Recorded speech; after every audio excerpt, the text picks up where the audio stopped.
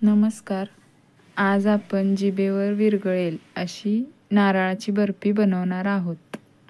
उन्हाळा असो किंवा कोणताही ऋतू असो, आपल्याला गोड खाण्याची इच्छा होते. त्यामध्ये आपल्याला आठवते ती नारळाची बर्फी.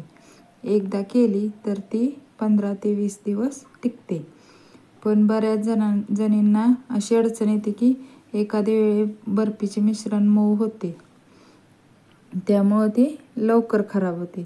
नंतर तर काही वेळा मिश्रण इतकं परतलं जातं की सेटच करता येत नाही. बर्फी करण्यासाठी साखरेचं योग्य प्रमाण इथं परफेक्ट सांगितलं आहे. त्यामुळे तुम्ही व्हिडिओ शेवटपर्यंत नक्की बघा आणि व्हिडिओला लाईक करायला विसरू नका आणि चॅनलला सबस्क्राईब करा.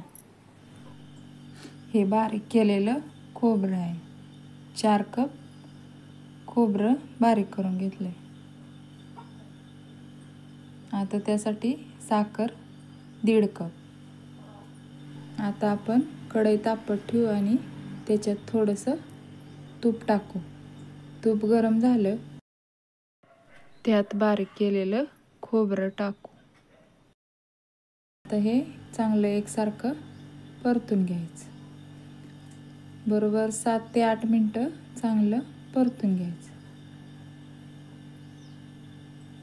नंतर ते काढून घेऊ. एका ताटामध्ये काढून घेऊ. आता कढईत साखर टाकून त्याच्यात साखर बुडेपर्यंत पाणी ओतूया. हे एकसारखं हलवून घ्यायचं. साखर विरघळेपर्यंत आपण आता ताटाला थोडंसं तूप लावून घेऊ.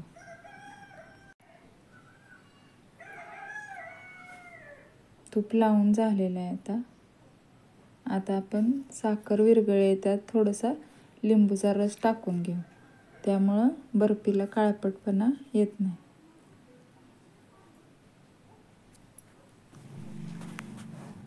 आता आपण ते एकसारखं परतून घेऊ. आता एकसारखं हलवून घेऊ. याचा गोळा तयार झाल्यानंतर आपण त्याच्यात वेलची पावडर टाकणार आहोत. आता हे बघा, पाणी त्यातलं पूर्ण शोषून घेतलंय. आता गोळा तयार व्हायला लागला.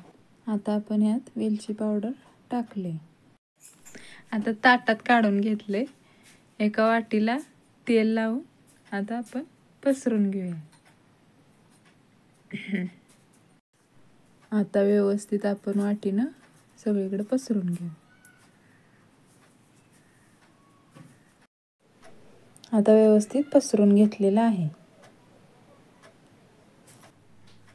आता तुमच्या पद्धतीनं हव्या तशा वड्या कट करून घेऊ शकता. जर मिश्रण घट्ट झालं, त्याच्या वड्या जर पडत नसतील तर ते पुन्हा कढईत टाकून त्याच्यात थोडंसं दूध ओतायचं आणि एकसारखं हलवून नंतर आपण वड्या पाडायच्या.